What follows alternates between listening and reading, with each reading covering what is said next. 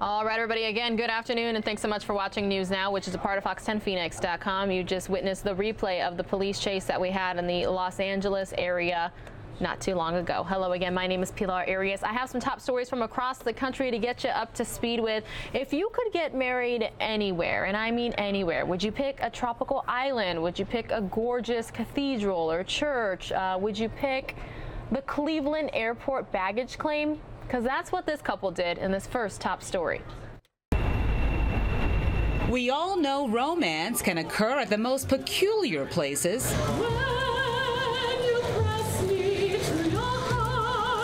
And Cleveland Hopkins International Airport is probably not the most romantic place in the world, but for one couple in particular, it is where their love story began. That's where we met. We met right here. Almost to the day. 12 years ago today. Ron Peterson and Michelle Bello tied the knot at Baggage Claim 6. It is the first wedding ever held at Cleveland Hopkins, which also hosted the ceremony and 120 RSVP'd guests. They laughed at us. No one believed us, but now they're all in shock that we pulled it off. The couple met 12 years ago when Bello's job required her to pick up a client from the airport. That client turned out to be Peterson. Wasn't really happy about it, not part of my job, but my boss was unable. He was in town to see a band here in Cleveland, so I picked him up and I signed the band and got the girl. After maintaining a long-distance relationship after all these years, the couple finally making it official. Baggage Claim 6 now renamed to Baggage Claim I Do. For the first time, I would like to present to you Mr. and Mrs. Peterson.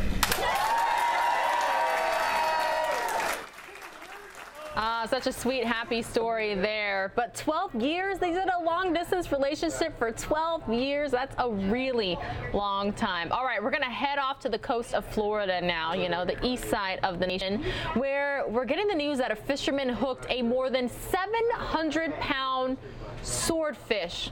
And I would like to give you all just a warning. Supposedly there is some actual fish cutting in this story, so if you're sensitive to that sort of thing, just wanted to give you a heads up. But let's see this thing.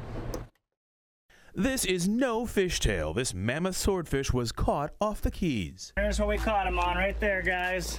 On that mahi belly, 10-0 mustad, right there. Biggest swordfish I've ever seen. Nearly 760 pounds, an 8-hour struggle. A day of fishing ended with a catch for the books. Bill and Debbie Lucier were in the water early last month with Captain Nick Stanzik. They just put their poles in the water, and about 10 minutes in, a tug on Bill's fishing line. A fight ensued, dragged their boat some 20 miles. That's where the harpoon was in his back. Got in him after 8 hours. Stanzik has mastered the art of hooking this deep water fish, but the catch was more than 150 pounds heavier than any other he's pulled in. It was the biggest in the recorded history out of Florida waters, by about 146 pounds, according to the Florida Fish and Wildlife Conservation Commission. The next step, cleaning and cutting the catch, piece by piece. And the meat looked beautiful. Now, judging by the fat content, what would you rate this fish on a scale of 1 to 10? 10 plus. Oh, we got a 10 plus. Do you hear that, guys? The big fish looks delicious. Some of it was cut into steaks at Almirada Marina and given to family and friends. Nothing's wasted. Nothing's wasted. Kenny, you got dinner. Enjoy. And lunch. Alrighty, guys. A couple bags for you, okay? You're welcome.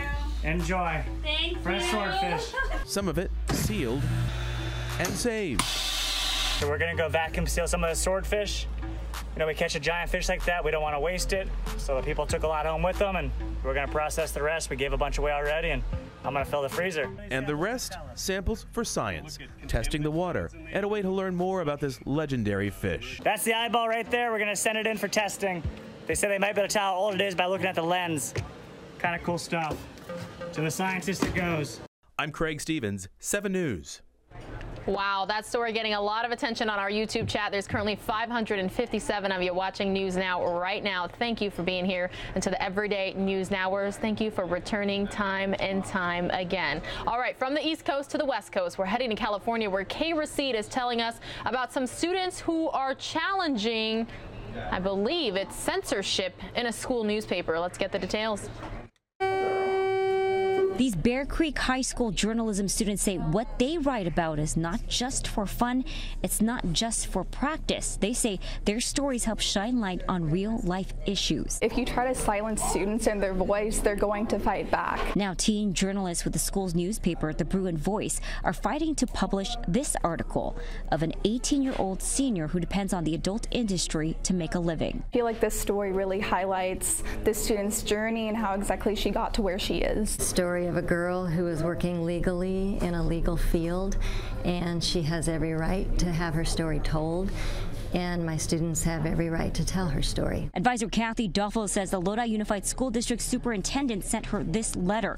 In it, the superintendent cites California law and demanded to read the article before it's published, claiming it may be obscene. The district also sent Fox 40 a statement that says they support the rights that students have to freedom of speech and that they are working with the teacher to make sure the article does not violate any education code, which requires the district to prevent the publication of obscenity, defamation, and incitement, and prohibits the publication of content that fails to meet the professional standards of English and journalism. I was very surprised at the reaction, especially since the district was very threatening when they contacted us. The superintendent closed the letter stating that Duffel's job may be on the line. The district will have to answer for their attempt to silence.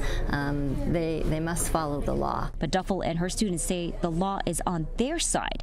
They're now represented by an attorney who is fighting for this story to be heard. This is merely just them trying to prohibit us from free speech.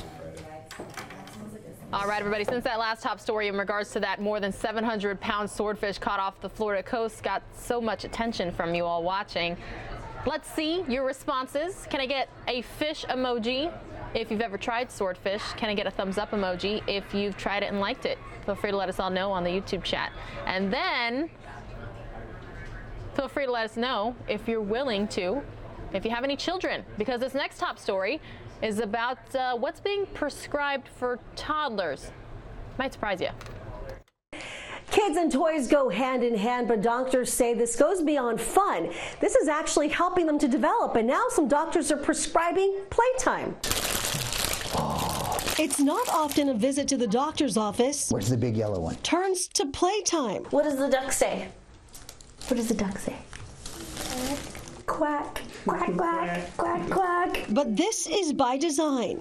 It is, doctors, and it's a reasonable order. You heard that right. Pediatricians at community medical providers are now prescribing playtime and calling on parents to fill the order. The most important thing we can give them is us, and give them that interaction.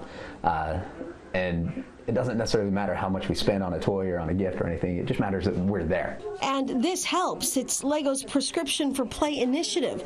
The toy maker provides doctors with actual prescription pads calling for play and packs of Duplo blocks with endless combinations. Oh, and does that one have eyes? Where's the eyes? Where's your eyes? Where are your eyes? Right there. Because it's not all about tablets and videos. It's about interacting and getting the kids to use their hands and their minds. The program started in Fresno last week. Parents are loving it. Just sitting here watching her play with that, I'm like, oh, it takes me back to when I was a kid and just like the hours and hours of fun that I used to have. The program is aimed for parents and children who are 3 and under. Doctors consider this time crucial for brain development. 90% of a child's brain develops by the age of 5. Children who don't develop sufficient language skills in the first 5 years are up to 6 times more likely to have reading problems in school. Doctors say playtime doesn't have to include the building blocks. You can use boxes, wooden spoons, even pots and pans. We're just asking for 15 minutes of time. Those 15 minutes will make a really big difference in the child's life and in their development. Prescription for Play launched in the U.S. in February. Lego is hoping to reach at least 50,000 children.